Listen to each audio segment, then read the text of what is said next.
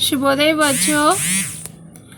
तो अपना दूसरा पार्ट है ईदगाह। तो कुछ त्योहारों के नाम बोलिए। हमारे भारत को त्योहारों का देश कहा जाता है। क्यों कहा जाता है त्योहारों का देश? क्योंकि भारत देश में बहुत सारे त्योहारें मानती है। उदाहरण थोड़े त्योहारों के नाम बोलिए। दशहरा, दीपावली, संक्रांति, रमजान, बकरीद, क्रिसमस त्योहार हम लोग मानते हैं। तो इस त्योहारों में हम ईदगाह, आज का पाठ क्या है? ईदगाह। इस एक कहानी के रूप में है। तो इसके कवि प्रेमचंद। इस कहानी के कवि कौन है? प्रेमचंद। तो उनमें की करना यानी पाठ के संबंधित पोएम देखिए। पथिकों को जलती दोपहर में पेड़ सदा देते हैं छाया, खुशबू भरे फूल देते हैं हमको नौ फूलों की माला, त्यागी तरुओं के जीवन से हम भी तो कुछ देना सीखे।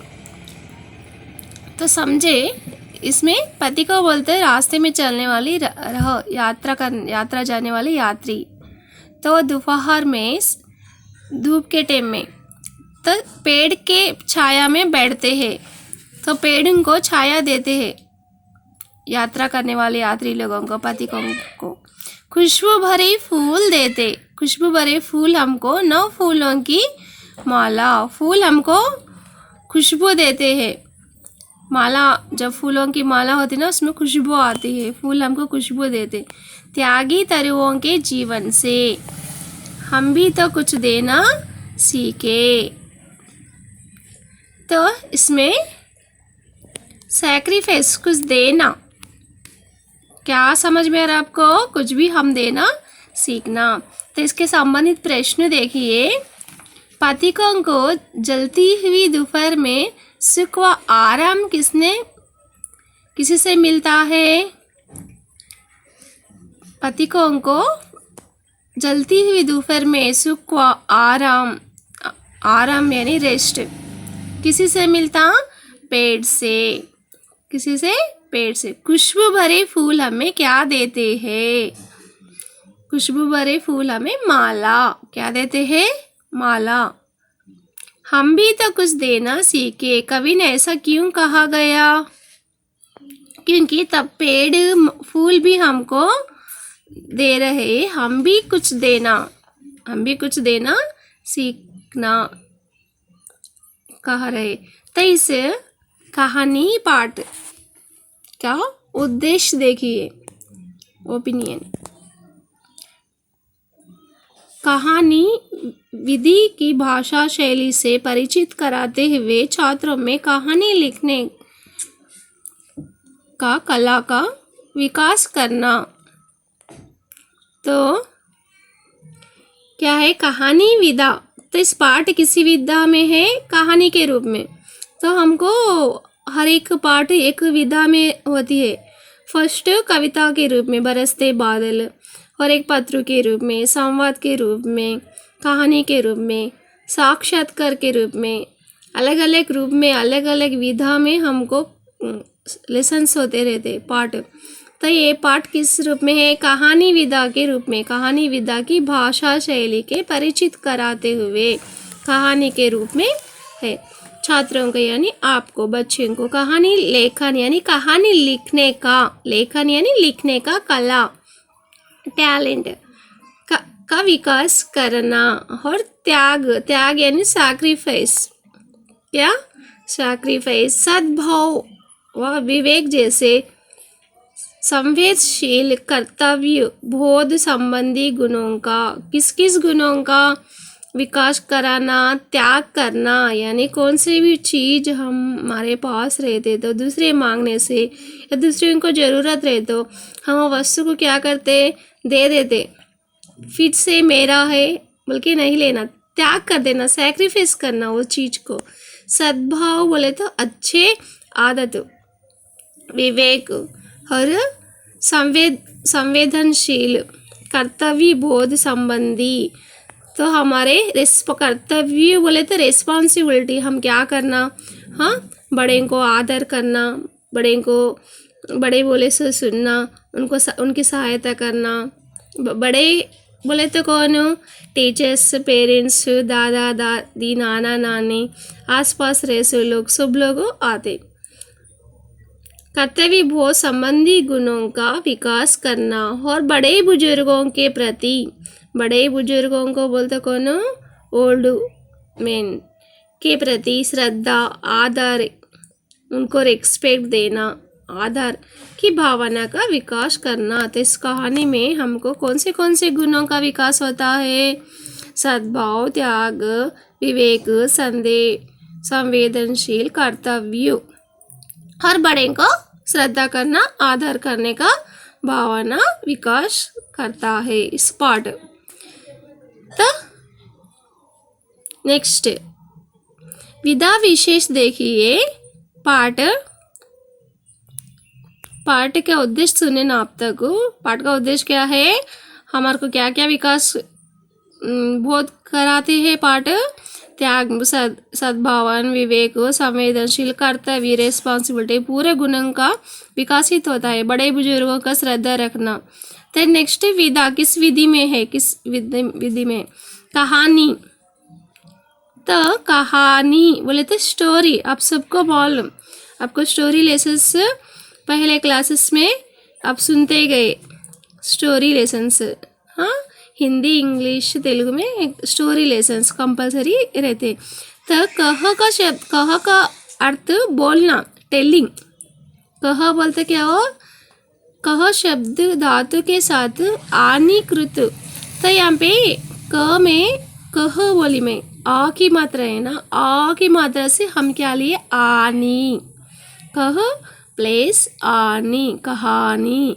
कह के धातु के साथ आनीकृत प्रत्यय जोड़ने से, प्रत्यय बोले तो लास्ट लेटर, उपसर्ग फर्स्ट लेटर, प्रत्यय जोड़ने से बना है। कह का आशय कहना, कहो बोले तो क्या, कहना, कुछ कहो, कुछ कहना, मैं कुछ कहना चाहती हूँ, इस तरह किसी घटना या बात का सुंदर ढंग से प्रस्तुत किया जाना ही कहानी।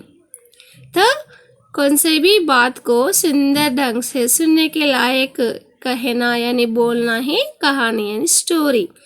इस कहानी में दादी व पोते का मार्मिक प्रेम दर्शाया गया। इसमें किसके बारे में, दादी, ग्रैंड मदर, और सन, पोत्रा, दादी और पोत्रा, उनके दोनों के बीच में का प्रेम को दर्शाया यानी दिखाया गया। इसमें कथन व संदर्भ वातावरण का सजीव चित्रण। तो इसमें सजीव बोलते रियल लाइफ में हम किसी तरह रहते उसी तरह वातावरण। इसमें बाल्यावस्था की निर्मल भावनाओं को सुंदर प्रतिबिंब दर्शाया गया। बाल्यावस्था तो चाइल्डहुड में किसी तरह होते हैं, उसको भावना यानी फीलिंग्स, चाइल्डहुड में हमारे फीलिंग्स कैसे होते हैं उसको सुंदर ब्यूटीफुल प्रतिबिंब यानी दिखाया गया।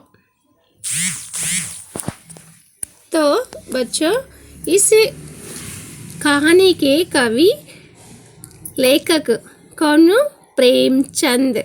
कौन है, प्रेमचंद। कहानी के कवि प्रेमचंद।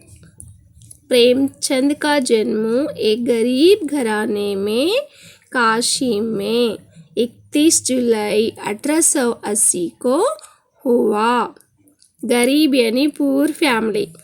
कवि प्रेमचंद एक पूर फैमिली, गरीब घराने में, काशी, कहाँ हुआ उनका जन्म, काशी में। कब हुआ, 31 जुलाई 1880, 31 जुलाई 1880 को हुआ।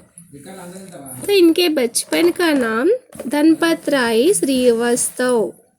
क्या है बचपन का नाम, धनपत राय श्रीवास्तव था। इन्होंने ट्यूशन पढ़ाते हुए मैट्रिक ट्यूशन पढ़ाते हुए मैट्रिक तथा नौकरी करते हुए बीए पास हुए। देखिए बच्चों कितना मेहनत हार्ड वर्क करके वो मैट्रिक को ट्यूशन पढ़ाते हुए मैट्रिक पढ़े और जॉब नौकरी करते हुए बीए डिग्री पास हुए। इन्होंने लगभग 1 दर्जन उपन्यास और कहानियाँ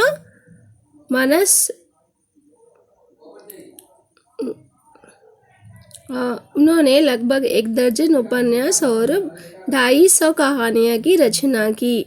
इन्हें उपन्यास सम्राट भी कहा जाता है।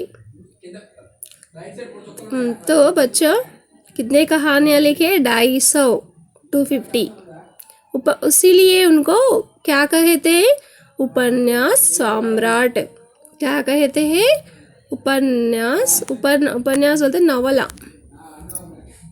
पूरा स्टोरी बोले तो 3 पेजेस का रहता, उपन्यास बोले तो पूरा एक किताब। इनकी कहानियाँ मानसरोवर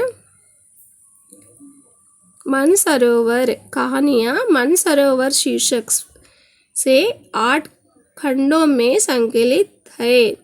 तो इनकी कहानियाँ पूरे एक किताब में खंडों के रूप में संकलित इकट्ठा करें यानी कलेक्ट करें। तो उसका वो शीर्षक नाम क्या है? Mansarovar title name. तो कौन से कहानी है? गोदान, गबन, सेवा सदन, निर्मला, कर्मभूमि, रंगभूमि, कायाकल्प, प्रतिज्ञा, मंगलसूत्र आदि इनके प्रमुख उपन्यास है। इनकी प्रमुख कहानियाँ पंच परमेश्वर, बड़े घर की बेटी, कफन आदि प्रमुख है। तो बच्चों उनके उपन्यास गोदान, गबन, सेवा सदन, निर्मला, कर्मभूमि, रंगभूमि कहानियाँ क्या है? पंच परमेश्वर, बड़े घर की बेटी, कफन, ये प्रमुख कहानी है। तो सुने ना कवि परिचय। ओके, धन्यवाद बच्चों।